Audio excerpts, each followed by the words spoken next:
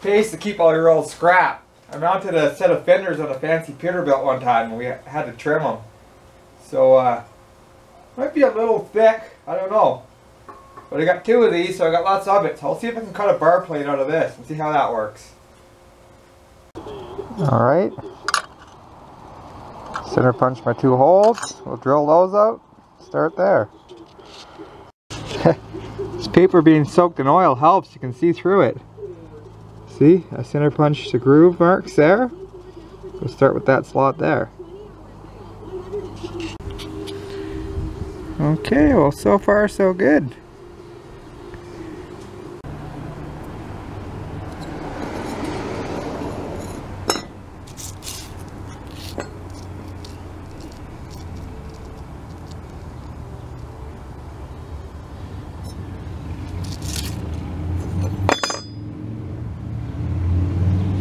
See if it works.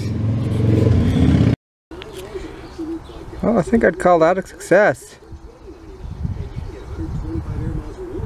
I think what I'm going to do now though is just kind of mark it and give it some bends on the bottom and top. Just kind of bend the ends over. And then she should be good.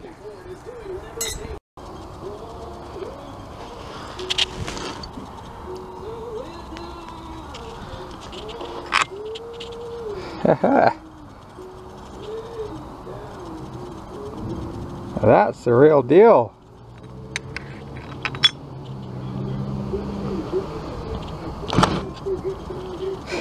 Perfect. A premium quality stainless steel bar plate. Okay, so as you can see, there's no log dog or bumper spike or whatever you want to call it on these saws. But they came with an option. It's a little one that bolted here, and then there was just 3 little spikes on it. Just this little guy. So I'm gonna take a piece of metal and see if I can make one of those.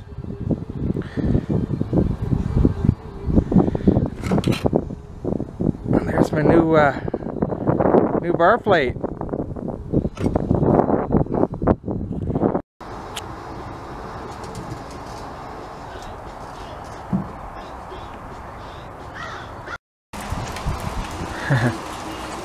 And of course, without fail, it starts raining.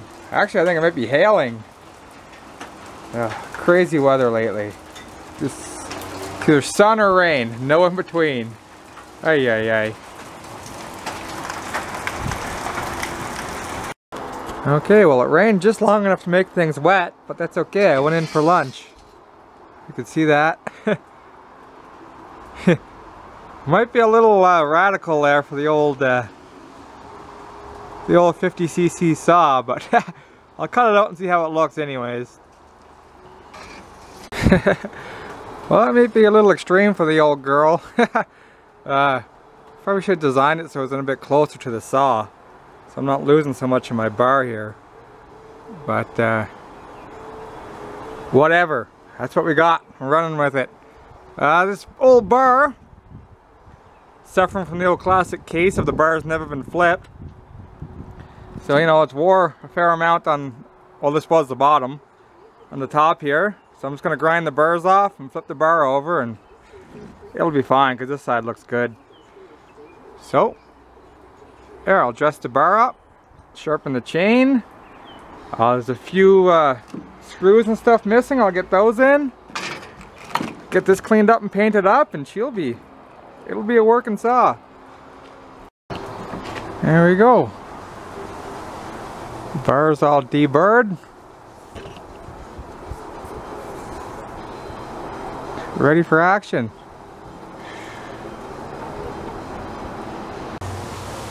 So this saw runs an 8-tooth sprocket, so a fast sprocket, but then it's a 3/8 chain, but it's a low profile chain, so it takes a small file.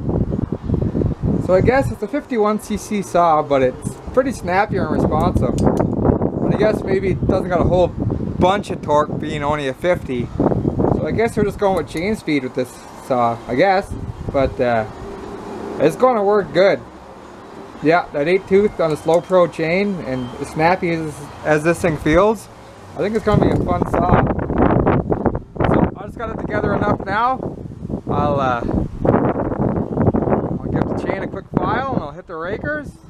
paint should be dry on my dogs. I'll bolt her up.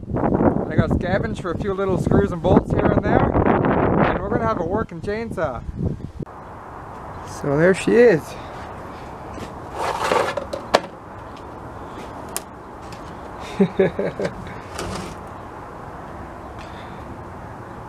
This looks pretty ridiculous, doesn't it? It sticks out far, but whatever. This project had one direction only, and that was forward. I've got so much stuff to do that good enough, and it works quite well. I had it out in the woods, and it works quite well.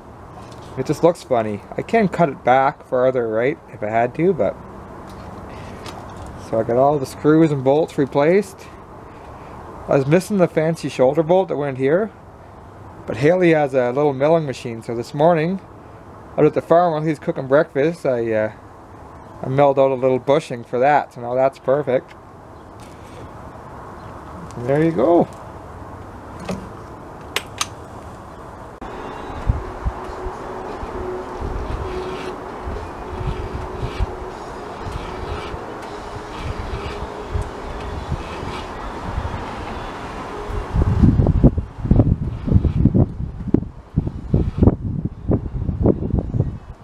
Kind of frustrating when a chain is kind of sharp, but the top edge is rolled down, so you got to file all of that out. So you got to file them back quite a bit.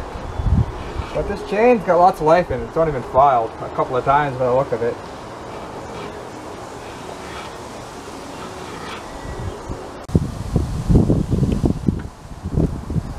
See that? Some of these lengths, he's got it way up high in the gullet, and there's just no hook.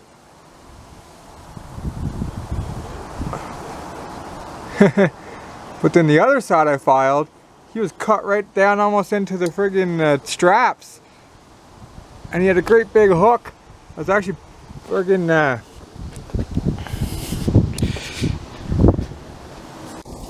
well, there's a file there, but I was actually pulling up on the file trying to get some of the hook out on some of these. So one side he was friggin' cut right into the strap. I had this big wild hook that I had to try to pull up on the file to get some of that hook out. And the other side, he was up way high and the teeth were leaning way back. So, pretty wild file job, but we'll get her. Headed out to the farm to get that 535 fired up, so it's pretty exciting. Hopefully she don't fly all apart. It might. Alright, well here you have it. First time this thing's been in wood. You may blow apart. It may be a little tight, but let's try.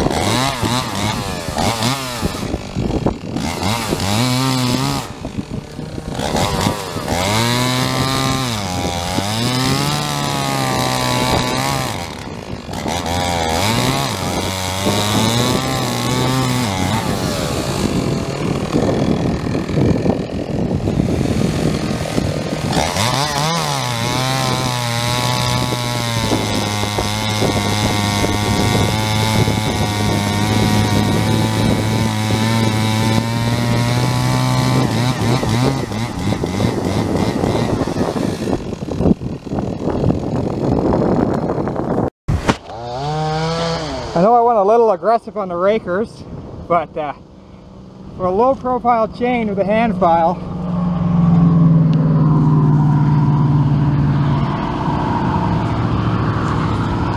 not bad for old Uncle Curtis, eh? Yeah, she's running good. I don't know. I was thinking before, I might have the wrong bar on it in the oil hole. It's kind of got a weird bar on it, so I don't know. I don't think it's oiling very good, which is too bad because she's running good. So we'll shut her down here and I'll bring out a big boy saw.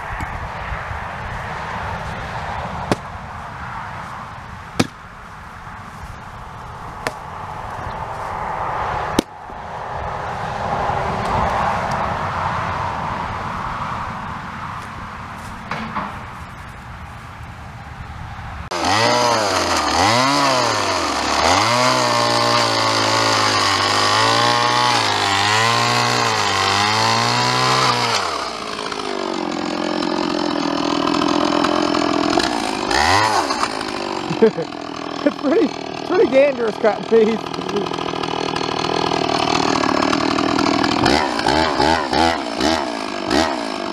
The brake on?